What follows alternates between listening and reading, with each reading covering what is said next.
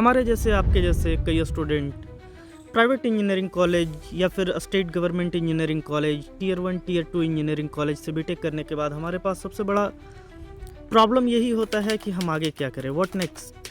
कई लोगों की प्लेसमेंट हो जाती है, कई लोग गवर्नमेंट एग्जाम्स की प्रिपरेशन करने लगते हैं, कई लोग एमटेक के लिए स्विच करना चाहते हैं, कई लोग इंजीनियरिंग सर्विसेज की प्रिपरेशन करने लगते हैं। तो हमारे पास क्लियरिटी नहीं होने की वजह से हम लोग कई बार क्या करते हैं कि बहुत गलत डिसीजन ले लेते हैं। तो आज के इस वीडियो टॉपिक में हम लोग वही डिस्कस करेंगे कि बीटेक के बाद एमटेक कर रहे हैं तो हमें क्यों और कब एमटेक ज्वाइन करना चाहिए, क्या एमटेक फ्रूटफुल होगा या नहीं होगा।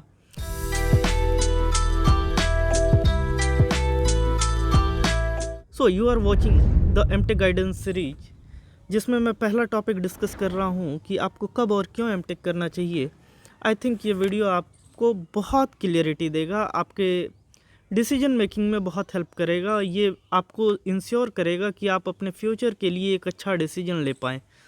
मैं इन सारे प्रोसेसेस से गुजरा हूँ, तो मैं कोई ब्लफ नहीं करूँगा, मैं कोई आपको हाइपोथेटिकल सिचुएशन नहीं दूंगा, मैं कोई आपको ऐसी बातें नहीं बताऊँगा जो सिर्फ कॉपियों में या फिर एक आइडियल सिचुएशन में एग्जिस्ट करती हो। मैं वो चीज़ें डिस्कस करने जा रहा हूँ जो मैंने अपने रियल लाइफ में फेस की हैं। कई बार हम जब इस जर्नी में होते हैं तो अपने लिए अच्छे डिसीजन नहीं ले पाते, बाद में हमें उस चीज़ों का रिग्रेट होता है। तो उन सारे प्रोसेसेस से निकल करके मैं आपको वो गाइडेंस देना चाहता हूँ, मैं आपको वो जेन्युइन एडवाइस देना चाहता हूँ ताकि आप अपना फ्यूचर बहुत अच्छे से सिक्योर कर पाएँ। तो आइए आज के इस वीडियो टॉपिक में जानते हैं कि आपको एमटेक कब और क्यों करना चाहिए। तो देखिए, अगर आप बीटेक किए हैं स्टेट इंजीनियरिंग कॉलेज या कोई भी ऐसे इंजीनियरिंग कॉलेजेस से जो बहुत अच्छा नहीं है, जिसका इम्पैक्ट या फिर जब आप लोगों में बोलते हैं कि आप बीटेक कर रहे हैं इस कॉलेज से, तो उसका बहुत गहरा इम्पैक्ट नहीं होता है, तो उसके बाद आपको क्या करना चाहिए। इसमें से कई लोग होंगे जो कंप्यूटर साइंस ब्रांच से होंगे, आईटी से होंगे, इलेक्ट्रॉनिक्स से होंगे, इलेक्ट्रॉनिक्स एंड कम्युनिकेशन से होंगे, बहुत सारे लोग होंगे जिनका प्लेसमेंट हो चुका होगा, वो लोग अपने जॉब के लिए चले जाएंगे। बहुत सारे ऐसे लोग होंगे, जैसे कि बहुत सारे ब्रांचेस की मैं बात करूं, जैसा सिविल हो गया, मैकेनिकल हो गया, इन सब में प्लेसमेंट का ग्राफ बहुत अच्छा नहीं है। तो अगर आपका प्लेसमेंट होता है या नहीं होता है, दोनों सिचुएशन में अगर आप गवर्नमेंट एग्ज़ाम्स के लिए स्विच करते हैं, गवर्नमेंट एग्ज़ाम की प्रिपरेशन करते हैं, तो भी मैं ये डिस्कस करूँगा इन द लास्ट कि आपको क्या करना चाहिए, what is your ideal situation. क्योंकि मेरा भी ब्रांच सिविल है, मैंने भी वो चीज़ें फेस की है, तो मैं भी आपको बता पाऊँगा, मैं आपको बेहतर तरीके से बता पाऊँगा कि अगर आप गवर्नमेंट जॉब की प्रिपरेशन कर रहे हैं तब आपके लिए एमटेक में जाना फ्रूटफुल है या नहीं। तो एक एक करके कंडीशन को डिस्कस करते हैं ताकि आपको पूरी क्लियरिटी मिल पाए।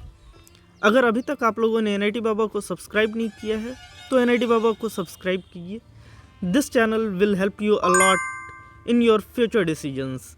देखिए, फर्स्ट कंडीशन की अगर मैं बात करूं कि अगर आपका बीटेक हो गया है और जॉब लग गया है, प्लेसमेंट हो गया है, तब भी मुझे लगता है कि आपको आईआईटी और एनआईटी से एमटेक करना चाहिए। मैं इसका एक एग्जांपल देता हूं। एक इंटरव्यू किया था मैंने मेरे दोस्त का, जब मैं एमटेक में था, जब मैं एनआईटी दुर्गापुर में था, तब मैं अपने एक दोस्त का इंटरव्यू किया था, जो मैं आई सेक्शन में आपको दे दूंगा, आप जा करके देख सकते हैं। वो लड़का 2.4 LPA के पैकेज पे काम कर रहा था बीटेक करने के बाद कंप्यूटर साइंस से। उसके बाद उसने क्या किया कि 1 साल का गैप लिया, गेट प्रिपेयर किया और उसके बाद वो एनआईटी में स्विच किया, एनआईटी से एमटेक करने लगा कंप्यूटर साइंस में। उसकी इंटेल में प्लेसमेंट हुई है 24 LPA पे। अब आप बताइए कि जिसकी 20,000 रुपये सैलरी से 2 लाख रुपए की सैलरी हो जाए सिर्फ 2 साल में, ऐसा इंक्रीमेंट क्या पॉसिबल है? ऐसा इंक्रीमेंट पॉसिबल है? ये आप सोचिए, ये सवाल आपके लिए, this is a question mark for you, कि अगर आप किसी भी प्राइवेट इंडस्ट्री में हों तो 2 साल में क्या इतना ग्रोथ पॉसिबल है? आप कर सकते हैं? अगर नहीं, इसका जवाब अगर नहीं है, तो इसका दूसरा जवाब ये है कि आपको एमटेक करना चाहिए। एमटेक करने से बहुत जल्दी करी। अब देखिए, क्या है कि आईआईटीज़ एनआईटीज़ ऐसे इंस्टीट्यूशंस हैं जहाँ पे आइडियल कंडीशन की मैं बात कर रहा हूँ कि 6 LPA 7 LPA से कम की कंपनी एंटर ही नहीं करती है कॉलेज के अंदर। कॉलेज उनको अलाउ ही नहीं करता घुसने देने के लिए।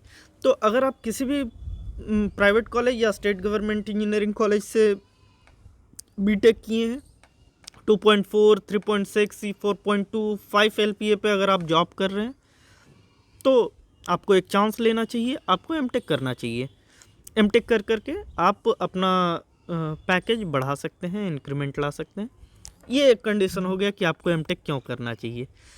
आइए, अगर आपका प्लेसमेंट नहीं हुआ है, बीटेक के बाद आप का यही मोटो है कि आप प्रोफेसर बने, आप रिसर्च फील्ड में जाएं, आप उसके बाद पीएचडी करें, आप कंट्री को कुछ अच्छा कंट्रीब्यूट करें, आपका अगर इस फील्ड में इंटरेस्ट है then you must join MTech, और उसके बाद आप पीएचडी के लिए जा सकते हैं। एमटेक में जा कर के आपका क्या है कि वो एक टीचिंग वाला लाइन जो है, वो एक रिसर्च वाला लाइन जो है, वो एकदम ब्रॉडली ओपन हो जाता है। तो आप वहाँ पे जा कर के अपने आप को एक्सप्लोर कर सकते हैं, उसके बाद आप टीचिंग प्रोफेशन चूज कर सकते हैं, अपने करियर में बहुत अच्छा कर सकते हैं। अगर आप बीटेक किए हैं, गवर्नमेंट जॉब की प्रिपरेशन कर रहे हैं, तब आप अपने आप को कुछ समय दें। कुछ समय देने का मतलब है कि आप अपने प्रिपरेशन को पीक पे ले जाएं। 2 साल का समय दें मिनिमम। 2 साल के समय में आपकी प्रिपरेशन बहुत अच्छी हो जाएगी। अगर आप 2 साल अच्छे से देंगे तो आपका गवर्नमेंट एग्ज़ाम भी निकल जाएगा। ये गवर्नमेंट की रेगुलरिटी है कि वैकेंसीज बहुत टाइमली नहीं आती है, तो कई बार लंबा समय भी लग जाता है। लेकिन इसका मतलब ये बिल्कुल नहीं है कि आप बहुत जल्दी स्विच कर जाएं, बहुत जल्दी हताश निराश हो जाएं। कम से कम 2 साल तो आपको अपने कोर्स वर्क पे देना ही है। 2 साल अपने आप पे खूब मेहनत कीजिए, खूब पॉलिश कीजिए। उसके बाद भी अगर आपका अनफॉर्चुनेटली कहीं पे सिलेक्शन नहीं हो पाता है, तो आप तीसरे साल में एमटेक की तरफ देख सकते हैं, जहाँ पे आप ये सोच करके जा सकते हैं कि अब मेरा पूरा कोर्स वर्क हो गया है, मेरी सारी तैयारी हो गई है, अब मुझे बस थोड़ा थोड़ा रिवीजन का टाइम चाहिए, थोड़ा थोड़ा प्रैक्टिस का टाइम चाहिए, दैट्स सफिशिएंट। अगर आप तुरंत बीटेक करने के बाद एमटेक में चले जाते हैं और ये सोच करके जाते हैं कि मैं वहाँ पे गवर्नमेंट एग्ज़ाम की तैयारी भी कर लूँगा, तो ये थोड़ा सा डिफ़िकल्ट है, क्योंकि वहाँ पे टाइम आपको बहुत कम मिल पाएगा। आपको रिसर्च भी करना होगा, वहाँ का कोर्स वर्क भी करना होगा, और अच्छे कॉलेजेस में हमेशा क्या है कि वर्क प्रेशर होता ही होता है। वहाँ पे प्रोफेसर, आपके गाइड आपसे काम मांगते हैं, आपसे क्वालिटी काम मांगते हैं। तो जब वो क्वालिटी काम मांगेंगे तो आप दोनों तरफ क्वालिटी टाइम नहीं दे पाएंगे, और आप इस चीज़ों में डेविएट हो जाएंगे कि आप गवर्नमेंट एग्ज़ाम की तैयारी करें। अगर उसकी तैयारी करें तो फिर इधर काम आपका छूट जाएगा। जब आप रिसर्च का काम अच्छे से करेंगे, अपना कोर्स वर्क अच्छे से करेंगे, प्रोजेक्ट अच्छे से करेंगे, तो आपका गवर्नमेंट एग्ज़ाम छूट जाएगा। तो ये 2 साल का गैप, ये 2 साल का टाइम पीरियड तो आपका यूं ही निकल जाएगा। फिर आपको रिग्रेट होगा कि शायद मुझे एमटेक नहीं करना चाहिए था, अगर मैं नहीं करता तो शायद इस वक्त तक मैं गवर्नमेंट एग्ज़ाम निकाल लेता। और अगर आपको स्टाइपेंड मिल रहा है तो प्रोफेसर ये कभी नहीं चाहेंगे कि उनके पैसे का, गवर्नमेंट के पैसे का गलत जगह यूटिलाइजेशन हो। यानी कि गवर्नमेंट आपको पैसा दे रही है रिसर्च करने के, गवर्नमेंट आपको पैसा दे रही है कि आप कुछ अच्छा प्रोडक्टिव रिसर्च करें, जिससे कंट्री को कंट्रीब्यूशन हो, कंट्री में कुछ अच्छा इम्पैक्ट आए, कुछ अच्छा क्वालिटी रिसर्च निकल करके आए। तो अगर आप उस तरफ ध्यान नहीं देंगे तो इससे प्रोफेसर्स भी काफ़ी टाइम गुस्सा हो जाते हैं।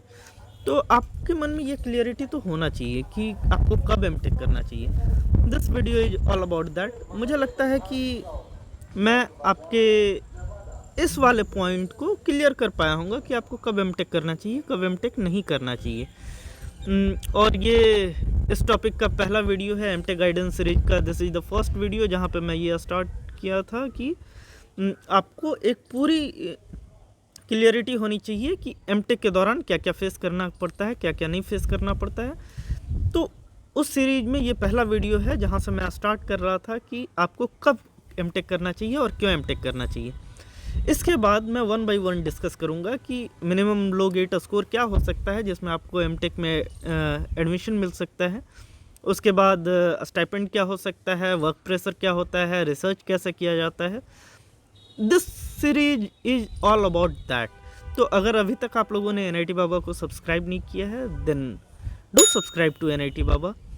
और आपके मन में अगर कोई भी डाउट हो, किसी भी और तरह का डाउट हो, कुछ और अगर आप पूछना चाह रहे हो, ये just ask your doubt in comment section.